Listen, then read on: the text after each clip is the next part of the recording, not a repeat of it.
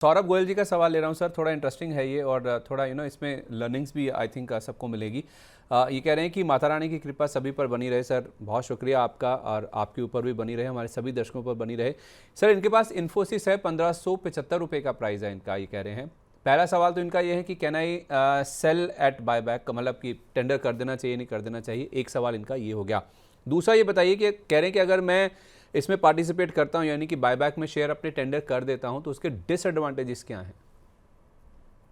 Sir disadvantage यही है कि जितना भी आपको वो पैसा मिलेगा वो डिविडेंड टैक्स में आपका कैलकुलेट होगा, और फिर आपका टैक्स स्लैब किस तरीके से, मतलब I read it, I am so sorry, ये मतलब मैं या तो क्योंकि मैंने पढ़ा था कि अब ना उसका जो तरीका है वो अलग तरीके से कैलकुलेट होगा, एंड जी।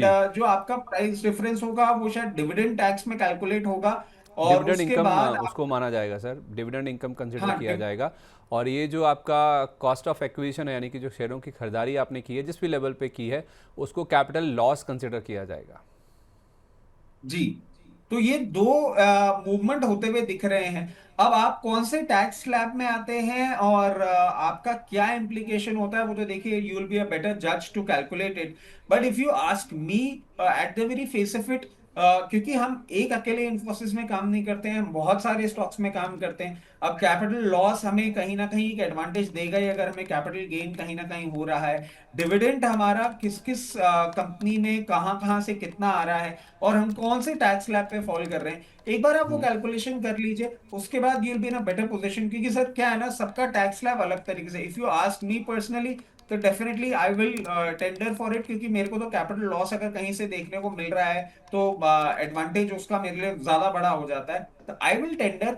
आप अपना टैक्स स्लैब और अपनी टैक्स पोजीशन और अपनी पूरे पोर्टफोलियो को देखते हुए डेफिनेटली कैलकुलेशन लगा सकते हैं आपको किस तरीके से अपने आप को पोजीशन करना है। ठीक है, परफेक्ट है। ओके, तो डिपेंडिंग अपॉन सर ये तो बता दीजिए कि टेंडर करना है कि नहीं करना है? बिल्कुल करना है, क्यों नहीं करना है, मतलब आप, अरे सर, मतलब मेरे को आप अच्छी प्राइस दे रहे हैं, मैं तो करूंगा ही। नहीं, उसमें सर एक मैंने ये भी पढ़ा था कि 10% का तो टीडीएस है, तो जो आप उम्मीद करके चल रहे हैं कि 1800 मिलेगा, वो आपको एक्चुअली 1620 रुपये मिलेंगे। सर 1620 रुपए मिलेंगे, टीडीएस भी तो कट के मेरे अकाउंट में जमा हो रहा है ना, technically tax deduct tax source है, बट वो सोर्स में भी मेरे ही टैक्स फाइल में जा रहा है ना। अब उसको पैसा प्ले तो अटक अराउंड गया सर। कैसे करना है? हाँ, पैसा तो अटक गया सर। नहीं नहीं, पैसा तो मुझे एक बात बताइए प्रभु, आपको अभी लोअर लेवल पे तो देखने को मिल ही रहा है ना, बायबैक पे अगर इतना प्राइस डिफरेंस नहीं होता है और वो टीसीएस कटने के बाद भी आपको अगर पैसा मिल रहा हो, तो what's wrong in it, what's the harm in it? ठीक है, इस मतलब मेरा कैलकुलेशन सिंपल है, आप इस चीज को लेके चलिए, जिस लेवल पे ये सारा का सारा कैलकुलेशन किया जा रहा है, अगर आपका जब बायबैक का टाइम आता है अगर इन्हीं लेवल्स पे मेंटेन कर रहा है तो देर इज नो हार्म। अच्छा, एक मेरा सवाल भी है सर इसमें, अभी लेकर टेंडर करें क्या? नहीं नहीं नहीं नहीं नहीं, हाँ। ये मैं आपको नहीं बोलूंगा, इसके पीछे का कारण है, देखिए मैंने इन्फी कहाँ पे ले रखा है वो इंपॉर्टेंट है। आप इन्फोसिस सिर्फ इस टेंडरिंग के लिए अगर कर रहे हैं तो एक चीज देख लीजिएगा, मेरे को लगता है कि इसमें आपको एफपीआई के पार्टिसिपेशन भी होते हुए दिखेंगे।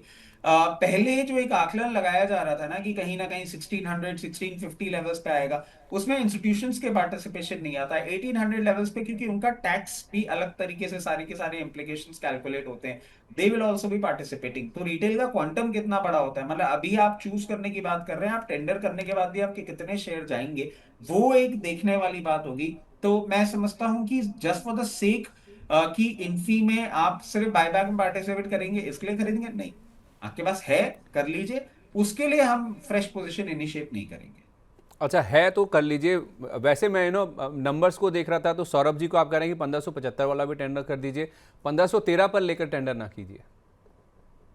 नहीं नहीं नहीं, 1575 पे तो उन्होंने ले रखा है ना सर, जी। इन्होंने बायबैक के लिए थोड़ा ना खरीदा है, इनकी तो इन्वेस्टमेंट पोजीशन है ना इसके हाँ, वही अंदर। मैं कह रहा हूँ कि मतलब है तो इसलिए आप कह रहे हैं कि है तो टेंडर कर दीजिए, लेकर मत कीजिए। हाँ, मतलब आप ले भी लीजिए, इन्फी में अभी हमने बातें तो करी थी टीसीएस और इन्फी में, जस्ट मैं आपको वो कह रहा हूं सर, देखिए आप घर से निकल रहे हैं, आप शर्मा साहब के घर जा रहे हैं, बीच में वर्मा साहब का घर पड़ गया तो वर्मा साहब के आप मिलते हुए जा सकते हैं, but just for the sake कि मैं वर्मा साहब के पास जाऊं, तो मैं बोलूंगा वर्मा साहब आपको एक फीकी चाय पिलाएंगे, गाड़ी का पेट्रोल ज्यादा महंगा पड़ जाएगा, मत करिए वर्मा साहब के लिए अकेले जाने का। शर्मा साहब के जा रहे हैं तो वर्मा साहब के होते हुए चले जाइए। भाई ऑन द रूट पड़ा ना, पेट्रोल उतना ही लगा, 10 मिनट उनको आपने दिए, बातचीत भी हो गई और चाय भी पीने को मिल गई। तो वो वाला बेनिफिट अगर आपको देखने को मिल रहा है तो वर्मा साहब के पास रुक जाइएगा। स्पेसिफिकली वर्मा साहब के पास जाने के लिए आपको गाड़ी निकालने की जरूरत नहीं है।